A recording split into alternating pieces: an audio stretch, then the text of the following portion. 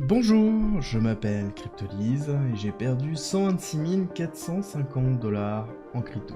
Alors non, je me suis pas fait scam, non, je n'ai pas perdu ma seed phrase, alors non plus, ce n'est pas à cause des meme coins, non, rien de ça, et c'est une erreur que j'ai faite malgré mon expérience. Et c'est certainement une erreur que vous êtes en train de faire là, maintenant, ou que vous allez certainement faire dans les semaines qui arrivent, mois qui arrivent, je peux vous l'assurer. Alors mon erreur, c'est trouver dans les leviers ce petit quelque chose qui permet facilement de faire plus de profit, enfin, en tout cas façon de parler, qui permet aussi et surtout d'augmenter son risque fortement. Mais pourquoi et comment c'est arrivé avec mon expérience? Et oui, ce n'était pas mon premier cycle, ni mon premier actif. J'ai fait beaucoup de trading dans le Forex depuis 2011, puis dans le marché des cryptos, et pourtant, ça m'est arrivé. Je vais vous expliquer. Je vais vous expliquer déjà que justement c'est mon expérience qui a certainement joué. Peut-être trop de confiance, avec des phrases classiques de « je suis en maîtrise »,« je gère mon risque »,« j'ai un biais mais je le connais ». Bref, toutes ces phrases qu'on peut se répéter quand on est en train de mettre en place un setup de trading en complément de mon spot, mais je vais revenir dessus dans quelques instants.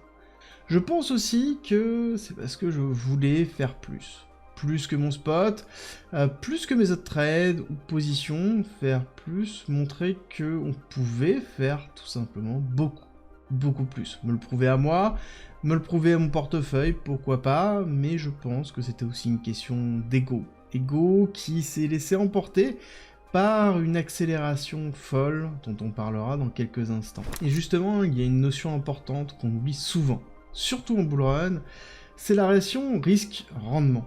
On veut gagner beaucoup, oui, mais pour gagner, il faut du capital. Et si on a peu de capital, et qu'on veut gagner beaucoup, ce qui est normal, donc on veut beaucoup plus que ceux qui ont du capital, et on veut un rendement bien supérieur, la seule solution, c'est justement d'augmenter son rendement.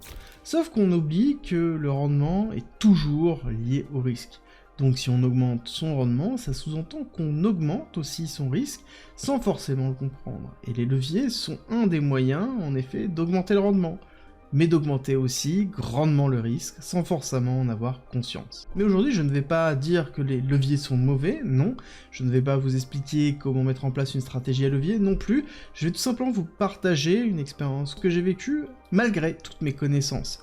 Malgré tout ce qui s'est passé dans ma vie, malgré le nombre de trades que j'ai pu effectuer depuis ces 10 dernières années.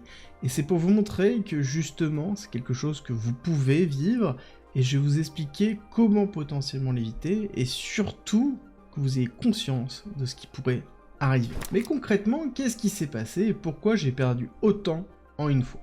Alors ça, c'est à cause de l'open margin. Clairement, peut-être vous ne connaissez pas globalement ce système de trading, mais l'open margin, c'est le fait d'ouvrir une position sans stop loss dans lequel on se hedge, c'est-à-dire qu'on ouvre des positions inverses à la position principale pour pouvoir diminuer le risque quand on arrive à certains niveaux. Dans ce type de trading, c'est excessivement risqué, c'est pas recommandé ou à ceux qui n'ont pas d'expérience. Et clairement, j'ai de l'expérience, donc je me suis permis de le faire, à savoir que j'ai déjà l'habitude de le faire de nombreuses fois, et ça a toujours très bien marché, et pourtant, cette fois-ci, ça n'a pas fonctionné. Je vais vous expliquer pourquoi, comment ça s'est déroulé, et je vais vous rappeler exactement l'importance de ce qui s'est passé, et de ce qui va se passer. Ça s'est passé principalement en 2021, dans lequel j'avais déjà une très belle exposition aux différents actifs, j'avais un compte spot qui était déjà bien dans le vert, j'avais des positions en dérivés qui étaient aussi bien dans le vert, j'avais bien tradé, et j'ai commencé à avoir un setup qui se mettait en place en février 2021, dans lequel potentiellement j'allais pouvoir aller chercher beaucoup plus haut. Le principe était le suivant, était de se positionner principalement dans cette zone de retest, et en partant du principe que je ne mettais pas de stop loss, et que s'il se passait quoi que ce soit, dans lequel j'allais descendre plus bas et inverser, casser ce niveau-là, j'allais déclencher un ordre de vente pour pouvoir justement me protéger. Chose qui est plutôt classique, dans lequel je profite d'une baisse, si on va chercher plus bas, à ce moment-là j'ai un ordre de vente qui va se positionner à l'inverse de celui que j'ai d'achat. D'accord? C'est un peu complexe à comprendre, mais le principe c'est que les bénéfices de mon short vont compenser potentiellement les pertes substantielles de mon long et me permettre de rester en long le plus longtemps possible. Globalement, plus on va s'enfoncer, plus le short va gagner d'argent qui va compenser la perte du long, et donc je suis dans une position neutre, mais dans lequel je structure justement un long de plus en plus fort pour pouvoir repartir à la hausse. C'est quelque chose qui est plutôt classique quand on a l'habitude de le faire, qui est très dangereux et dans lequel, systématiquement, on le fait sur un compte qui n'est pas la totalité de son compte, parce que la seule limite à ça, c'est la liquidation. Et spoiler alert, c'est ce qui m'est arrivé, mais sauf que ce n'est pas comme vous l'avez pensé. Clairement, tout s'est plus ou moins bien déroulé, si on regarde comment ça s'est passé, et qu'on avance un petit peu dans le futur, on a vu une hyperaccélération, deuxième hyperaccélération, tout se passait bien. Ici, je me suis dit que je n'avais plus besoin de couverture, et donc j'ai déplacé la couverture ici, c'est-à-dire que j'étais en bénéfice, mon long là, et j'ai déplacé mon potentiel short de couverture ici, si jamais j'en avais besoin. Si le prix casse en dessous, à ce moment-là, je rentre en short pour pouvoir couvrir ma position actuelle et continuer à pouvoir profiter dans le cas d'un retracement. Oui, gardez-le en tête, parce que je vais dézoomer dans quelques instants pour bien vous faire comprendre où on est.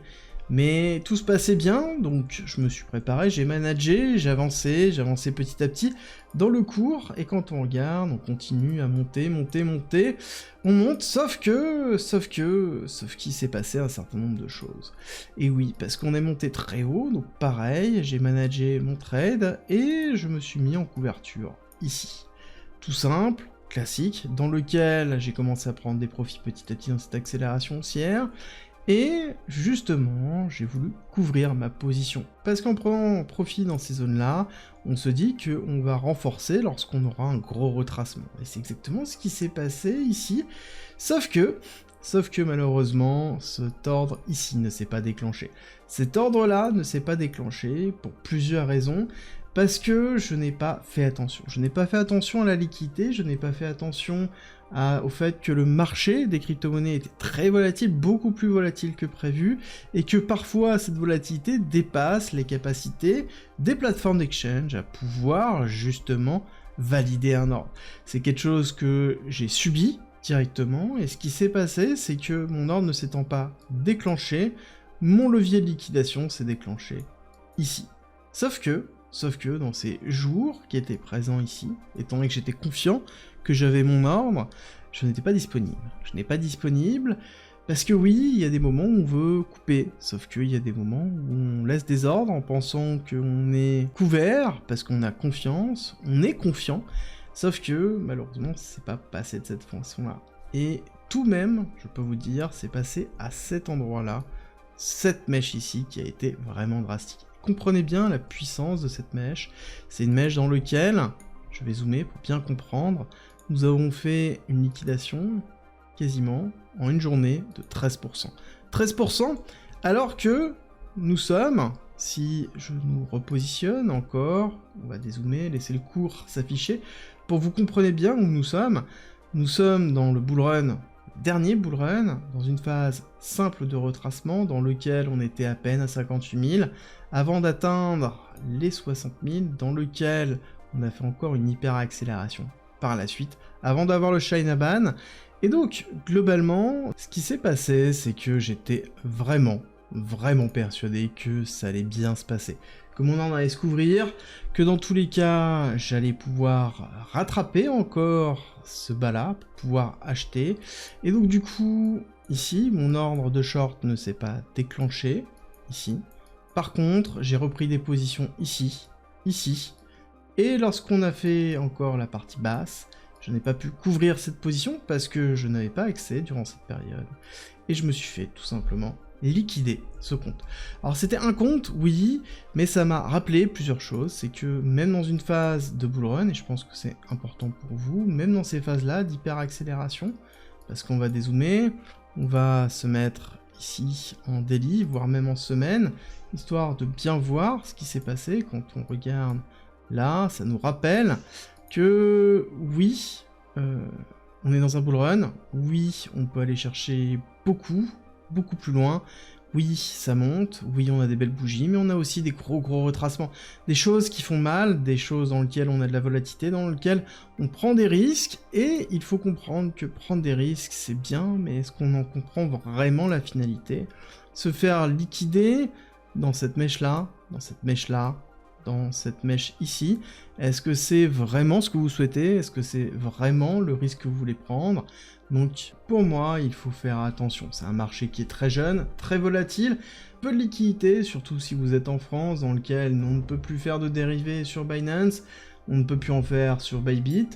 Je me suis rapatrié sur Bluefin, dans lequel j'y trouve mon compte, où on reste encore sur un marché très jeune, et il ne faut pas l'oublier, même si la stratégie est bonne, même si la stratégie, on l'a fait 50 fois, 60 fois, ça peut arriver, et du coup, ça m'est arrivé. Mais du coup, cette surconfiance venait de quoi? J'ai envie de vous dire, ça venait de ma connaissance, de mon expérience, mais aussi de tout ce qui s'était passé avant, dans lequel on avait une accélération. On était dans le bull run, on était dans, globalement, to the moon, et tout pousse, et on se rend pas compte de ce qui se passe. On se sent totalement invincible, on ne se rend plus compte des risques forcément que l'on prend, malgré l'expérience que l'on peut avoir. Alors, je vous rappelle souvent de faire attention, peut-être un peu trop au goût de certains, je suis d'accord avec vous, mais c'est parce que je sais que même en le répétant, ce sera pas suffisant, voire même très loin d'être suffisant. Même si je vais être insistant durant les phases d'accélération, je vous rappellerai toujours qu'il sera primordial de faire attention à son risque et de prendre des profits. Alors oui, mon spot, ça s'est très bien passé, mes autres positions aussi, j'ai vraiment réussi ce bull run, mais c'est une erreur que j'aurais dû éviter. C'est une erreur en temps normal que je n'aurais pas faite. C'est une erreur dans laquelle j'aurais été assidu, j'aurais regardé mon compte, j'aurais continué de manager mon trade, dans lequel je n'aurais peut-être pas pris autant de risques en open margin sur un compte qui est en train de trader en levier sur des cryptos, même si c'est BTC.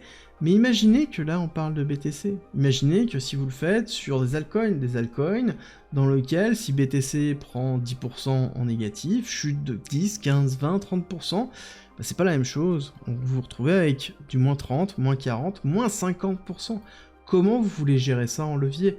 C'est très important, ne soyez pas pressés. Comprenez bien que ça, ce sont des choix. Vous n'êtes pas obligé de prendre plus de risques qu'il ne faut. Des risques dont, d'ailleurs, je suis persuadé, la majeure partie d'entre vous ne connaissent pas réellement l'existence. J'entends et je lis encore trop souvent, alors moi je vais faire un x10 ou un x20, je sais pas encore. Comme si la personne avait le choix.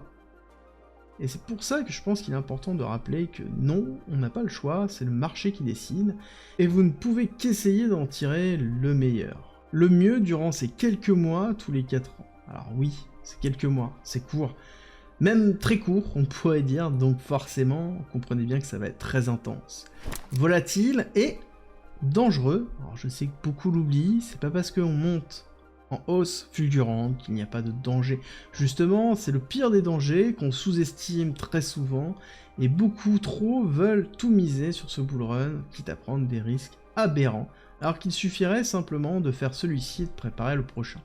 Laisseriez-vous d'ailleurs votre jeune enfant, par exemple de 18 ans, avec son permis en main depuis 2 jours, conduire une BMW à 250 sur une route de campagne, de nuit? Je ne pense pas. Je pense même que ça ne vous viendrait même pas l'idée. Alors pourquoi voulez-vous faire la même chose? Vous n'avez pas l'expérience, donc prenez le temps de construire cette expérience. Préparez-vous. Préparez-vous sur le prochain. Oui, celui-là est important. Mais il n'est pas important parce qu'il va changer votre vie. Il va être important parce qu'il va vous faire comprendre l'importance du bull run, la force de celui-ci, et justement vous faire comprendre les erreurs que vous pouvez éviter si vous ne prenez pas trop de risques. Encore une fois, faites attention, ne pensez pas qu'avoir un portefeuille entièrement d'altcoin n'est pas risqué. Si vous êtes full altcoin, comprenez bien que vous êtes full risque. Alors oui, j'en connais qui vont me dire « Oui, mais j'ai pas le temps » ou encore « Oui, mais si jamais il n'y a pas de prochain bull run et que c'est juste ma chance ».